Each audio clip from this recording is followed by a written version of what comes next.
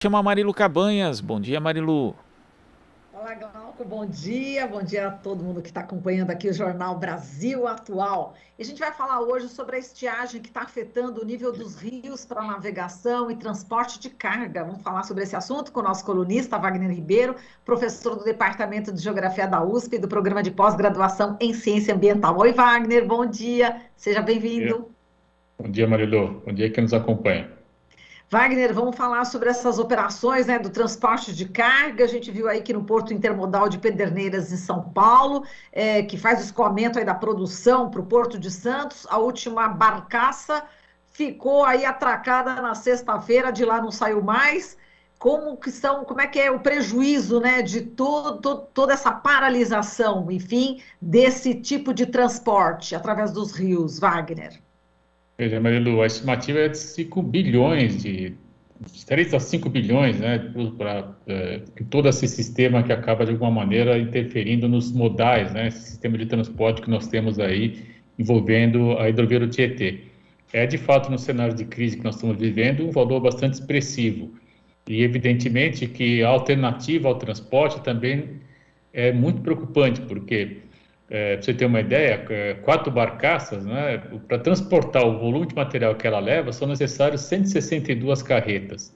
Então, nós estamos falando aí de um incremento bastante grande também, não apenas no transporte, né, o custo é uma das evidências, mas também na emissão de gás de efeito estufa, porque é evidente que os caminhões vão emitir muito mais CO2 do que uma barcaça transitando, né, pelo curso do rio, como seria normalmente, como estava ocorrendo pelo menos.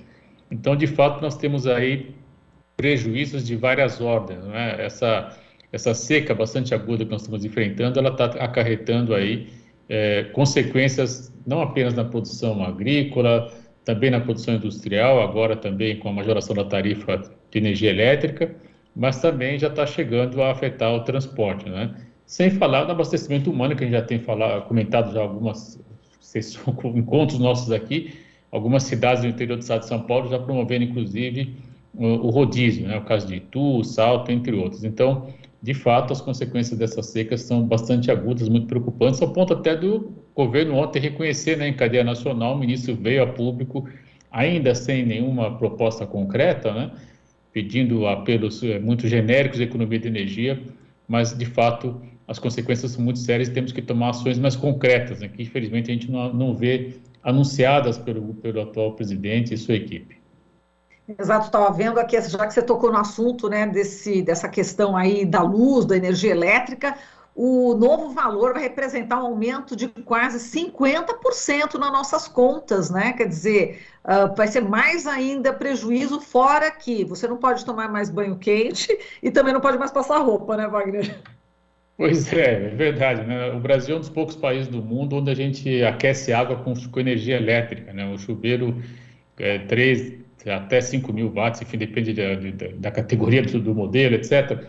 Mas, independente disso, é de fato um absurdo, né? Que no Brasil, um país tropical, com a nossa capacidade de luminosidade natural, onde nós temos aí também a possibilidade de geração de energia por o aproveitamento solar, além da energia eólica também, né? Já comentamos até de energia de maré em outros encontros nossos aqui também, enfim. Então, realmente é lamentável que nós ainda utilizemos como uma grande fonte, não é, nas residências, justamente a energia elétrica, né? O chuveiro, e aí tem uma questão muito séria, né, Maru, que a gente sabe que é o pico de consumo de energia. A Agência Nacional de Energia, ela tem que pensar em oferecer energia no pico, e esses momentos ocorrem justamente agora pela manhã e no final da tarde, que é a hora que o pessoal está se organizando para sair ou que está chegando em casa. E aí muita gente tem o hábito, né, de tomar banho, etc. E aí, em função disso, a gente acaba tendo uma demanda muito grande de energia. E você tem que dimensionar todo o sistema para que essa demanda possa ser suprida, já que a energia elétrica não pode ser acumulada, né? É raro a gente ter a capacidade de acúmulo de energia elétrica. São poucas baterias, se a gente for pensar na escala que deveríamos ter. Então, de fato, é muito preocupante, né? Que a gente pode não conseguir suprir a energia. Pela primeira vez, o ministro reconheceu a situação que isso pode vir a ocorrer esse ano, ontem, né?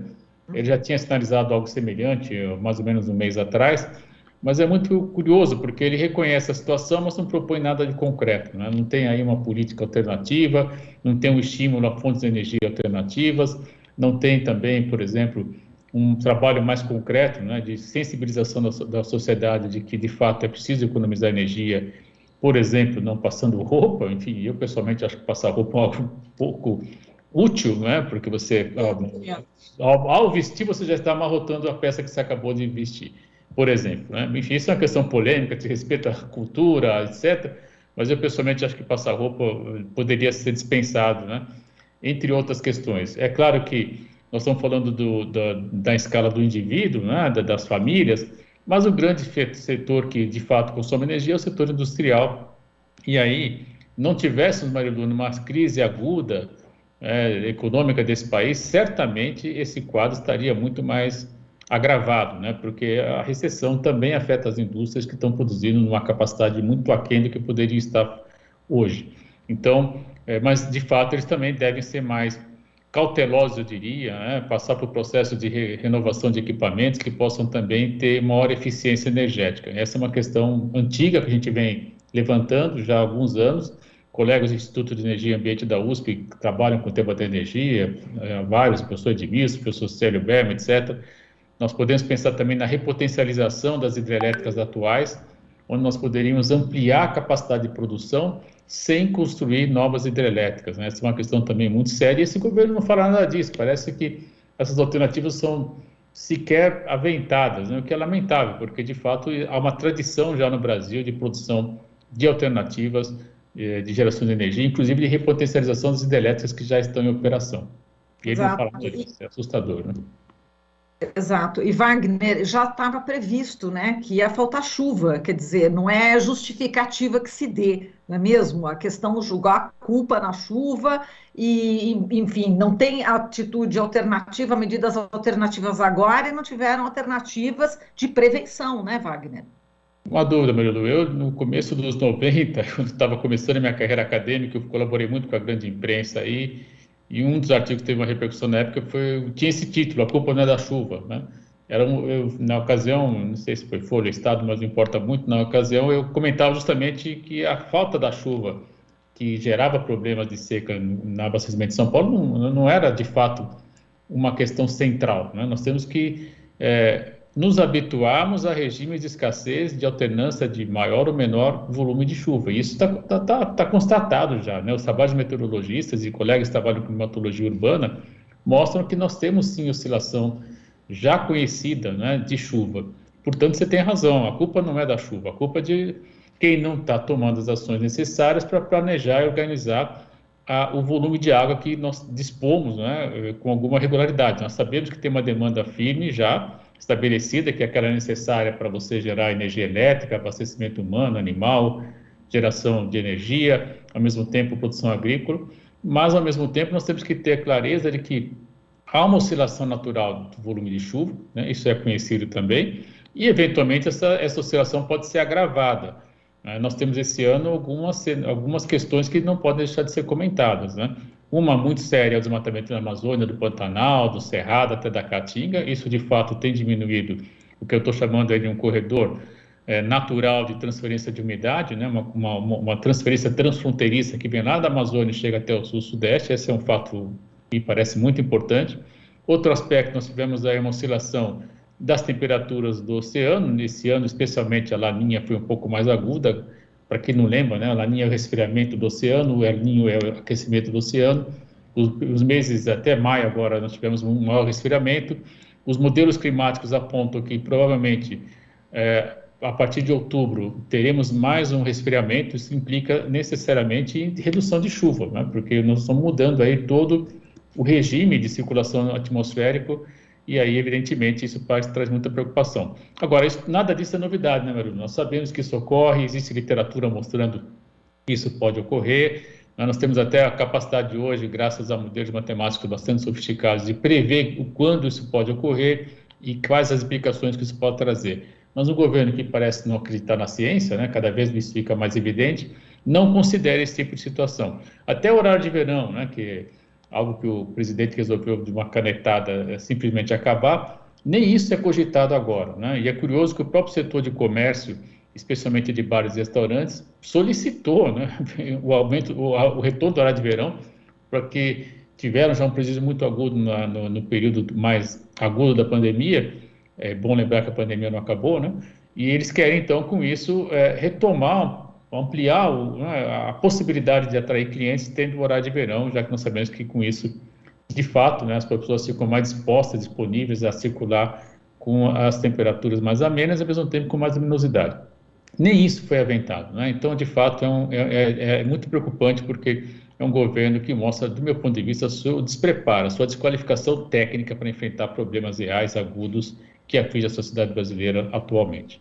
Exato, é tanto despreparo que exatamente tudo que está acontecendo também nessa questão das hidrovias vai atingir o agronegócio, que eles levantam uma bandeira tão grande em relação ao agronegócio, defendendo o agronegócio, e a hidrovia Tietê-Paraná, né, é uma das principais vias de escoamento aí da produção agrícola de São Paulo, Mato Grosso do Sul, Goiás, e também em parte de Rondônia, Tocantins e Minas. Quer dizer, isso vai ter um impacto, não vai ter, Wagner? Uma dúvida, Marilu, o setor do agronegócio já está, na expressão que estão se usando aí, desembarcando no governo, né? Fizeram até recentemente uma carta, enfim, reafirmando a democracia, o que é curioso, para dizer o mínimo, né? Porque é um setor que fala na democracia, mas ao mesmo tempo quer daí o golpe do marco temporal. Não é outra palavra, tem que chamar de golpe, né?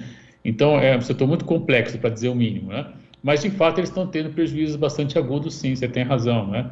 A hidrovia, grande parte do material que está circulando nesse belo circuito que você descreveu, é a soja, né? E nós sabemos que isso, de certa forma, afeta o balanço de pagamentos do país, afeta a circulação dos produtos gerados no agronegócio brasileiro. Então, esse governo está ficando cada vez mais isolado, né? Resta a ele simplesmente o centrão, e momentos assim de maior ou menor conveniência, né? O pessoal aí do agronegócio acaba se aproximando, se afastando, né? Agora fizeram uma cartinha dizendo que não, né, estamos apoiando a democracia, só que no noves fora, como a gente costuma dizer, né, na hora do vamos ver, eles fecham em votações polêmicas, né, que envolvem, por exemplo, o marco temporal das terras indígenas. Então, mas eles estão sim tendo prejuízos agudos, né? E no momento que agora não há o que fazer, né? O rio não vai encher de um dia ou outro se não tiver chuva. Mas falar para eles, né? Então, mas vocês não desmataram, vocês não fizeram o Dia do Fogo há 2 anos atrás, está fazendo quase 2 anos agora, né? Enfim, então as consequências estão postas, né? Quando a gente dizia, e várias, não só eu, vários colegas também, que é um tiro no pé você desmatar, talvez, quem sabe, eles possam perceber isso agora, né? E encampar essa campanha que eu vou lançar, espero em breve por aqui e outros meios também, que nós temos que recuperar, sim, as áreas de vegetação natural, nós temos que promover a agrofloresta, promover uma produtividade mais adequada às condições socioambientais do Brasil, combinando os nossos dotes geográficos, né, a nossa condição tropical, com uma produção agroflorestal que pode, de fato, manter a floresta em pé, ao mesmo tempo gerar atividade econômica. Isso não é uma tarefa simples, mas não é impossível, né? Se nós não começarmos a falar nisso e pensar nisso agora, talvez essa situação de crise que nós estamos vivendo hoje, de falta de chuva, possa se tornar ainda pior nos próximos anos. Então, é necessário, sim, levantar essa bandeira, insistir nessas questões, e aí vai ter que dialogar também com o pessoal do agronegócio, que, afinal de contas, são os grandes proprietários de terra e os principais responsáveis pelo desmatamento atualmente no Brasil. Exatamente, grande saída da agrofloresta mesmo, Wagner. Agora, para não dizer que não falei das flores, vamos falar aqui do marco temporal hoje, discussão, só para a gente encerrar aqui a sua participação, já que você também já tocou no assunto, né, Wagner? O Supremo Tribunal Federal retoma hoje, né, o julgamento histórico sobre o marco temporal. Qual que é a tua expectativa, hein? Diante também dessa grande manifestação histórica, né? 6 mil índios lá em Brasília, uma boa parte já retornou, mas tem muitos índios ainda ali acompanhando. Qual que é a tua expectativa, hein, Wagner? Marilu, antes de mais nada, eu fiquei emocionado e fiquei emocionado agora também de lembrar dessa belíssima manifestação, porque de fato é um alento, né? É um estímulo para o próximo dia 7 de setembro. Enfim, eu acredito que é de fato um momento importantíssimo da sociedade brasileira, em especial porque, do meu ponto de vista, né, vai se salvaguardar um direito consagrado na Constituição de 88. Acho que essa é a questão central. E eu acredito, né, espero que os membros do STF confirmem, né, esse direito que está posto lá desde 88, que é justamente garantir o acesso à terra aos povos originários, né? Nós temos aí diversos países do mundo onde isso já está mais avançado, né? Já comentamos aqui situações no Canadá, Nova Zelândia, mesmo a Austrália, com algumas dificuldades um pouco diferentes, mas também com o reconhecimento de áreas de terras de povos originários. E, de fato, não há outra alternativa. Até porque, se nós pensarmos nas questões socioambientais, por exemplo, diversas pesquisas, né, mostram claramente que as terras indígenas elas têm uma maior capacidade de fornecer serviços ambientais e ecossistêmicos, que é o que nós estamos precisando agora. Ou seja, os índios preservam melhor a floresta do que as próprias unidades de conservação que nós, entre aspas, né, brancos da sociedade ocidental, com todo o conhecimento ocidental, conseguimos fazer. E nós estamos num momento que nós estamos precisando, inclusive, de serviços ambientais e ecossistêmicos. Né? Tá aí a chuva que não está vindo. Então, de fato, com todo esse cenário, né, essa mobilização belíssima, mais esse cenário de crise hídrica, seria, de fato, um grande erro o STF não confirmar esse importante direito consagrado aos povos originários na Constituição brasileira. Eu estou bastante otimista nesse caso e espero que essa vitória que venha por esses dias estimule também a população a sair às ruas no dia 7.